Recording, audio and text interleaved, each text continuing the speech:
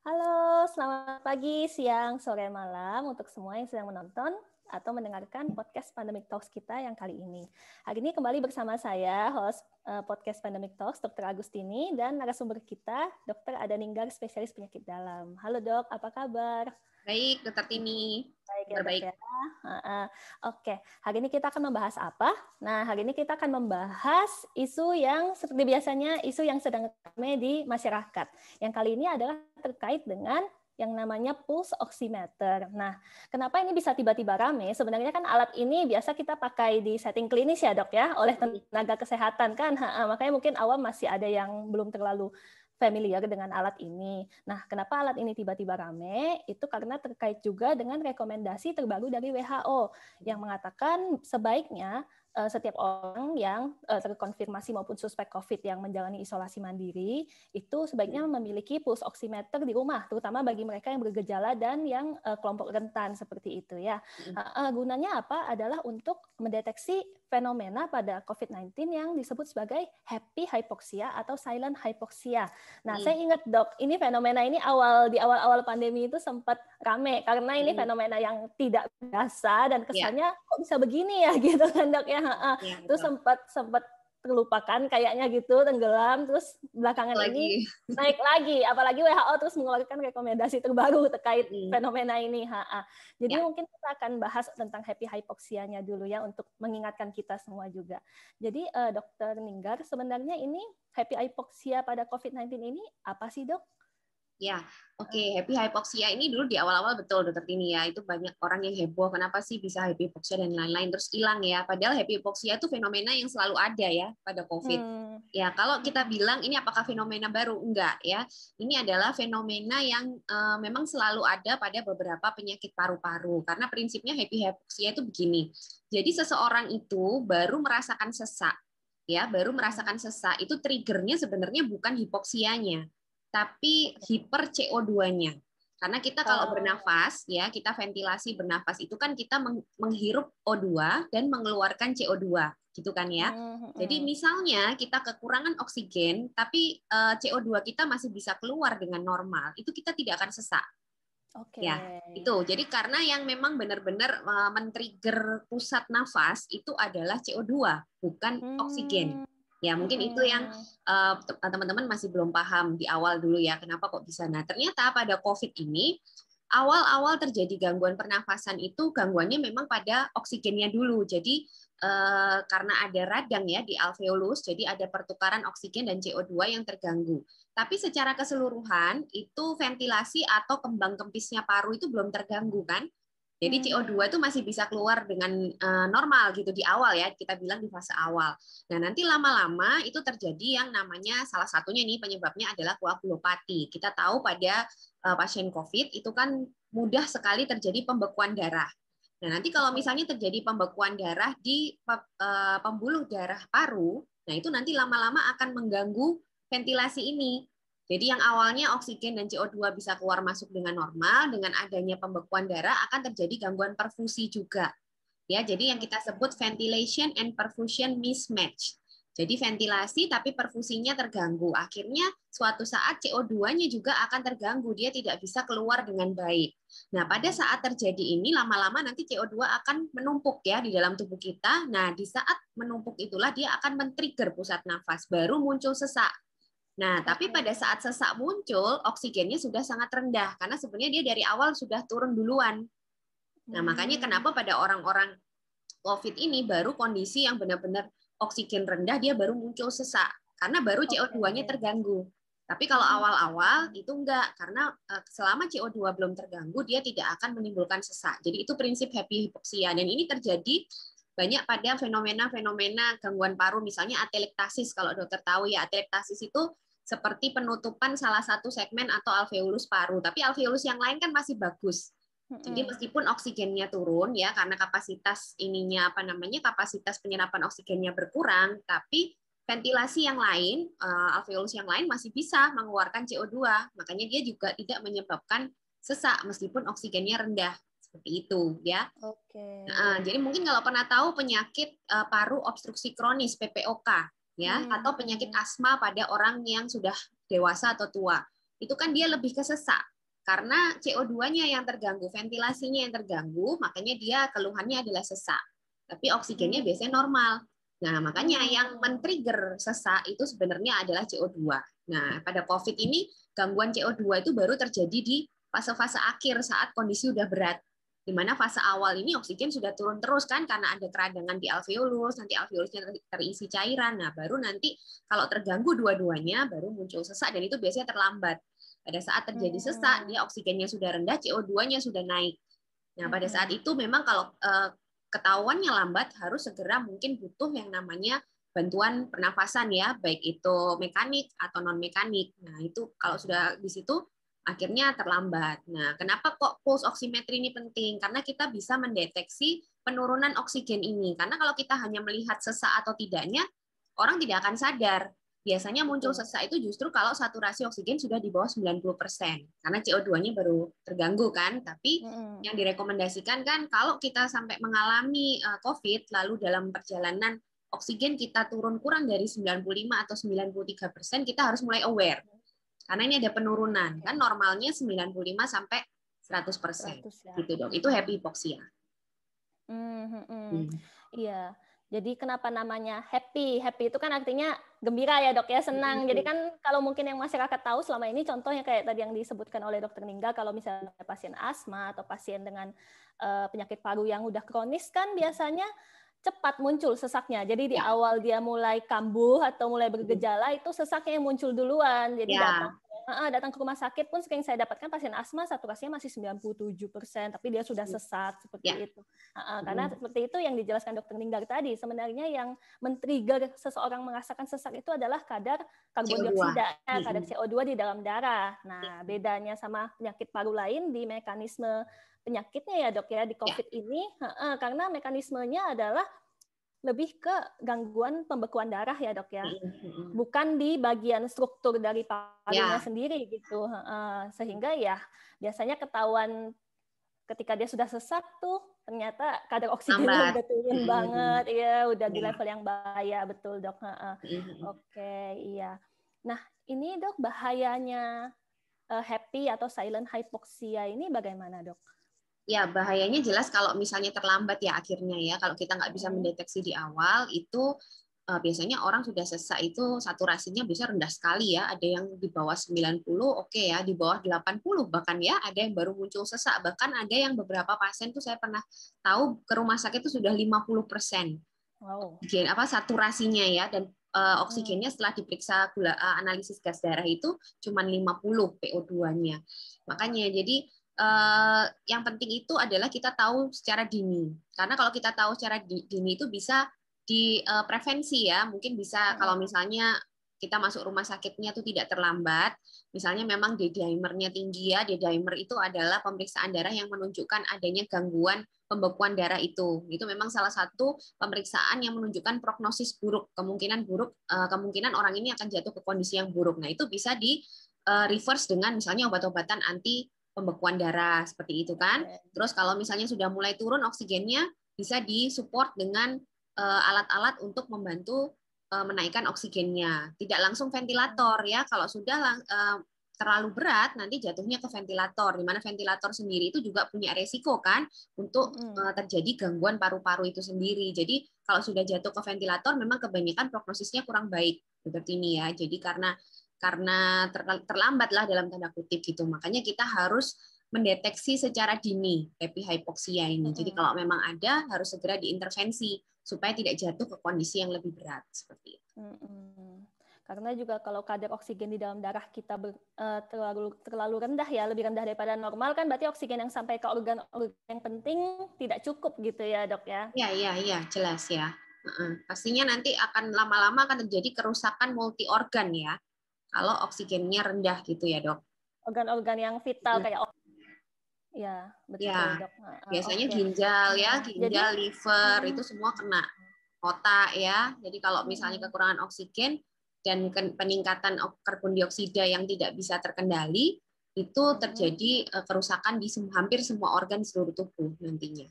Gitu. Oke, jadi dok kan happy hypoxia ini kalau kita cuma lihat sesaknya kan biasanya sudah terlambat tuh, stage-nya udah yang parah. Ada nggak sih dok cara lain mungkin atau gejala lain yang bisa kita pakai untuk mendeteksi happy hypoxia atau sebenarnya cuma bisa pakai pulse oximeter ini aja dok begitu?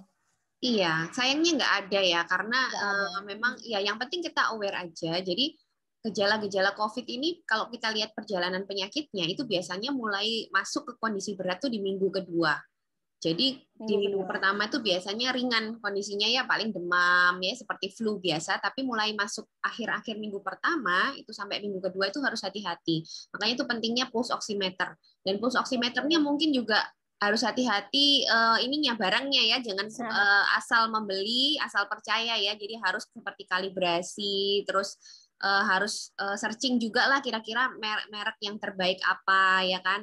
Ya itu tetap berpengaruh kan, jangan sampai salah diagnosis. Kalau salah diagnosisnya dia salahnya misalnya terdeteksinya rendah ternyata enggak apa-apa ya dok, tapi kalau terdeteksi tinggi ternyata rendah itu yang bahaya kan. Itu bahaya jadi banget. Memang memilih pulse oximeter juga nggak mudah ya, sampai sekarang juga belum ada standar khusus soalnya, maksudnya merek apa yang paling baik itu belum ada gitu. Saya juga sempat cari ini ada yang FDA udah authorize apa enggak gitu ya, nggak ada officially rekomendasi apa sih dari FDA. Jadi cuma ada misalnya penjualnya bilang ini sudah lolos dari FDA, tapi kan kita nggak tahu ya. Makanya masyarakat juga mungkin banyak yang nanya gitu, merek apa dok yang akurat atau gimana. Tapi intinya ya gitu ya dok ya, kita harus cari tahu juga merek apa yang akurat. Mungkin bisa tanya juga kalau misalnya ada kenalan tenaga kesehatan gitu ya, biasanya yang dipakai yang seperti apa. Kemudian bacanya juga harus benar ya dok ya, dari mulai cara pakainya itu semua bisa dilihat di post pandemic talks kita. Ya, betul. Itu sudah lengkap tuh di situ. Apa aja faktor-faktor yang mempengaruhi ya. Dan yang penting juga kan ini cuma alat ya dok ya, jadi harus dilihat klinis pasiennya juga. Jadi kalau oximeternya tulisannya di atas 95 tapi pasiennya sesak, jangan ditunggu sampai dia turun di bawah 95 gitu. Dan ini mungkin ini juga ya dok, ini sekilas. Jadi sebenarnya alat ini itu kan mendeteksi jumlah hemoglobin ya. Hemoglobin itu sel darah merah di dalam darah kita yang membawa oksigen. Itu dideteksi oleh alat sensor dari alat ini gitu kan. Nah ini akan menjadi bacaan yang agak membingungkan kalau contoh misalnya orangnya anemia.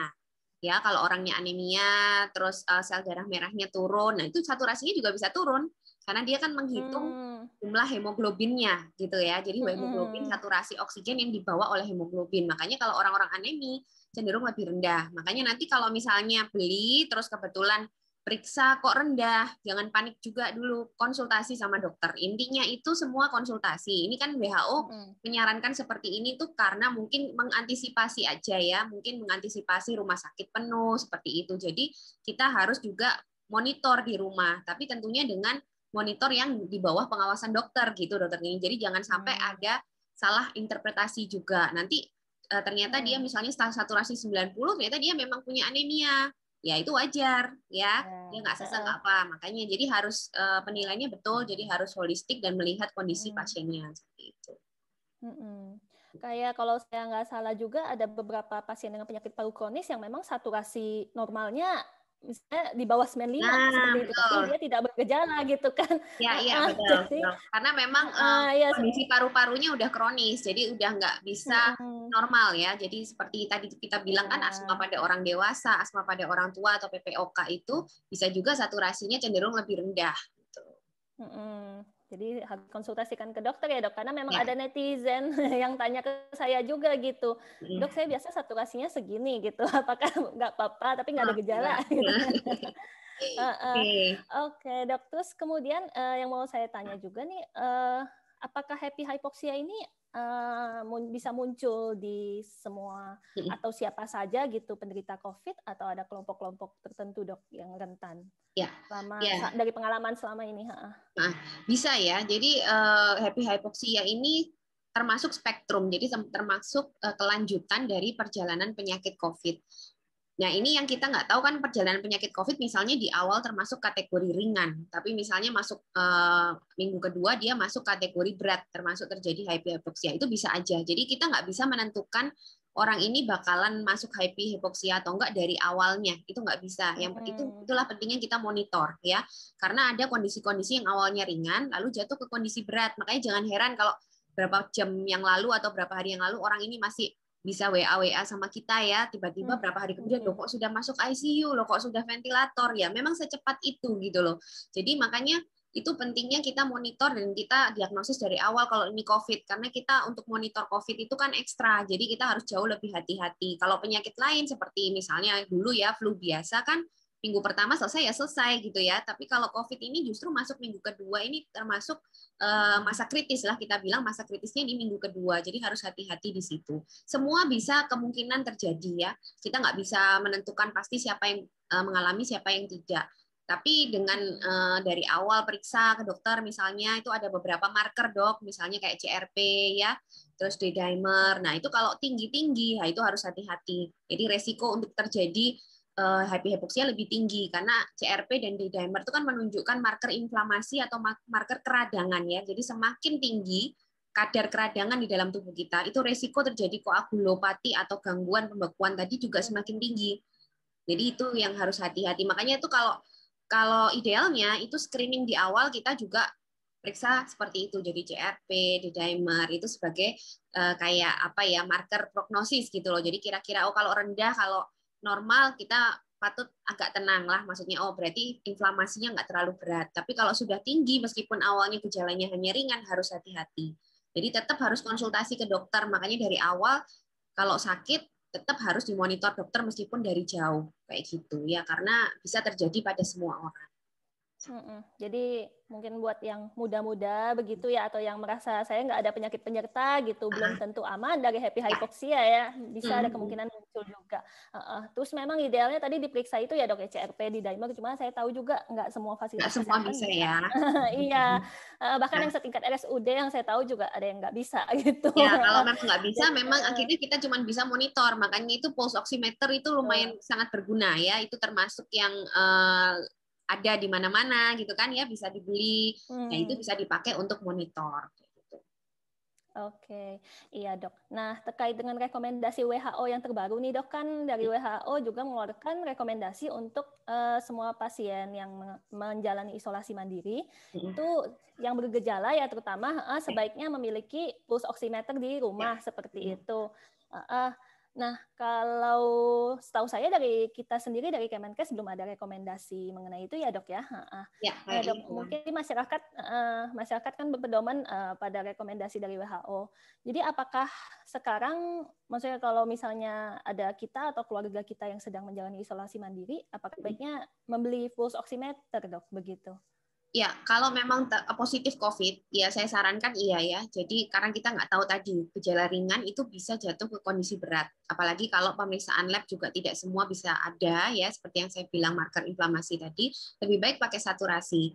Cuman yang sering salah itu penggunaan pulse oximeter pada orang-orang yang tidak sedang menderita COVID gitu loh. Itu sebenarnya nggak perlu ya. Maksudnya jangan panik buying. Jadi apakah takut kalau kita OTG ya, terus kita beli pulse oximeter karena itu sebenarnya nggak perlu. Itu benar-benar dibutuhkan orang-orang yang memang sudah terkonfirmasi. Jadi atau ada gejala yang memang tercurigai COVID. Untuk kita yang misalnya memang sedang tidak terinfeksi, lalu kita sehat-sehat aja, itu nggak perlu kita tiap pagi melakukan pemeriksaan saturasi karena itu sering saya lihat ya. Dan itu ya boleh sih, tapi nggak ada dasar ilmiahnya gitu loh dok. Karena itu kan iyalah kalau kita tidak ada inflamasi di dalam tubuh kita, kita tidak ada COVID dan tidak ada ke arah hypoksia, ngapain kita periksa gitu ya. Jadi bolehlah itu diberikan pada orang-orang yang lebih membutuhkan gitu loh maksudnya. Jadi kalau ada yang keluarga yang sakit, nah misalnya kan ya ada yang mahal juga ya. Kalau nggak mampu beli bisa dipinjemin kan. Saya juga dulu minjemin kok. Saya kan punya 2 karena saya sama suami dulu positif. Terus saya pinjemin teman-teman yang positif daripada beli, kasihan ya. Saya pinjemin nanti udah selesai ya saya ambil lagi gitu. Orang tua saya juga sempat positif, saya pinjemin juga. Nah kayak gitu. Jadi bukan buat saya tiap hari saya cek gitu kan enggak. Asal kalau kita sudah sembuh, kita nggak sakit nggak perlu sebenarnya ya. Iya dok, itu juga benar ya. Jadi kalau kita pulse oximeter misalnya pernah sakit COVID, kemudian sudah dinyatakan sembuh, baik itu melalui hasil PCR atau misalnya melalui hitungan hari gitu kan, apakah masih perlu gitu diukur terus pulse oximeter gitu, enggak ya dok ya kalau sembuh? Nggak perlu ya. Iya dok, takutnya ini kan begini ya, sebenarnya kayak di awal-awal masker, hand sanitizer gitu Ya, jadi panic panic buying buying. gitu, harganya naik, terus yang Benar. membutuhkan jadi mahal. Takutnya Betul. ini jadi panic buying yang terbaru gitu, pulse oximeter. Jadi buat yang kita yang sehat ya tidak ada terkonfirmasi ataupun suspek COVID tidak sedang menjalani isolasi mandiri, tidak perlu untuk ikut-ikutan membeli pulse oximeter ya. Kalau sudah ada ya silahkan dipakai kalau misalnya mau, tapi kalau misalnya belum ya tidak perlu untuk membeli. Ya dok. Oke deh. Dari dokter Ninggar ada yang mau ditambahin lagi dok? Udah sih, kayaknya udah. Udah cukup ya. Oke deh. Ya. Jadi buat teman-teman semoga bisa menjawab pertanyaan teman-teman terkait dengan happy hypoxia maupun tentang pulse oximeter. Kalau misalnya mau tahu semuanya tentang pulse oximeter silakan dibaca di post pandemic talks kita yang mengenai pulse oximeter udah lengkap ya, dari cara penggunaannya, dari cara hasilnya, interpretasinya gimana, apa yang perlu diwaspadai supaya pembacaannya nggak salah kayak gitu ya dok ya. Oke deh. Iya, jadi terima kasih Dokter Ninggar buat waktunya. Sekian podcast kita hari ini. Sampai jumpa. Oke, makasih Dokter Tini. Ya.